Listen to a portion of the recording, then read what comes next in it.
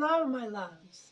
Now then, so this is something I hear a lot, and it's a bit frustrating.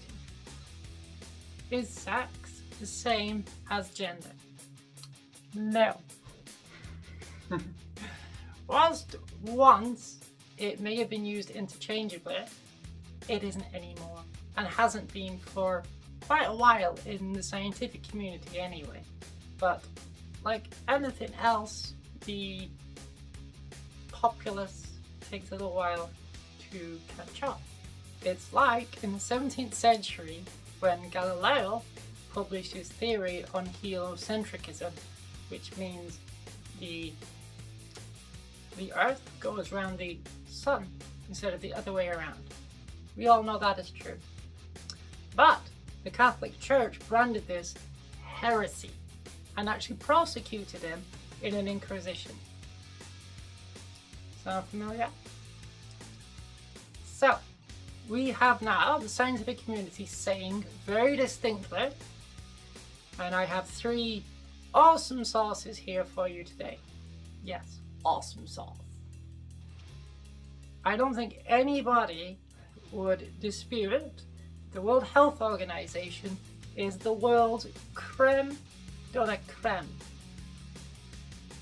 in the medical community or the health community, full stop. They only recruit the best biologists, psychologists, epigeneticists, everybody else, and this was written by people who actually know what they're talking about. So, Health Organization says, gender interacts with but is different from sex, which refers to the different biological and physiological characteristics of females, males, and intersex persons, such as chromosomes, hormones, and reproductive organs. Gender and sex are related but are different from gender identity. Gender identity refers to a person's deeply felt, internal, and individual experience of gender, which may or may not correspond to the person's physiology or designated at birth.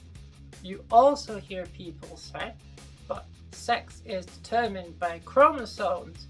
XX equals female, XY equals male. It's simple science. You're nearly right, sweetheart. It's simplified science. It's not simple science, it's simplified science.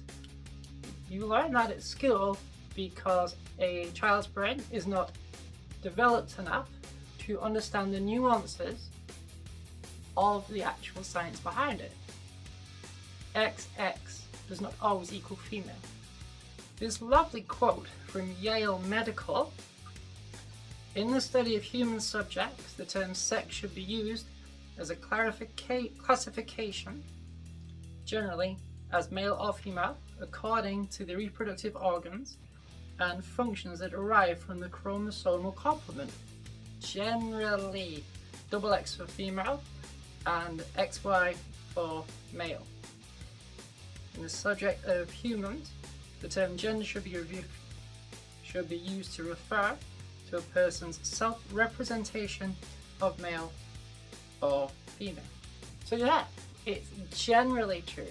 We're heading to the situation now. Basically, the classification of a mammal used to be has to give birth to live young. And then we discovered the platypus. And that upended everything because it's a mammal. But it lays eggs. What? So they had to change it to say mammals generally give birth to live young. Science evolves.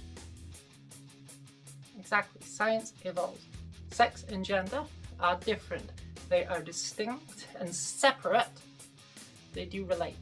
National Institute of Health puts this up very, very nicely by saying gender is a multidimensional, social, and cultural construct.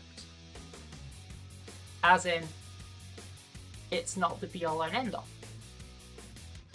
that includes gender roles, expressions, behaviours, activities, power dynamics, and or attributes that a given society associates with being a man, a woman, a girl, a boy, as well as relationships. As a social construct, gender varies from society to society and can change over time. Exactly. Not every society thinks females are women. See, that's the distinction. Male, female, and intersex refers to sex, physical sex.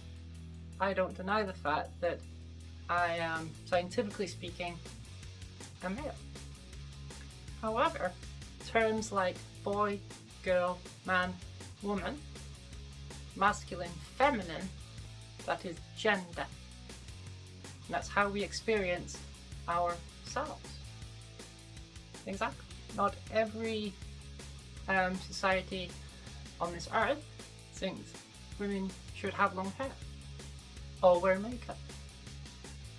Sex does not equal gender. End of.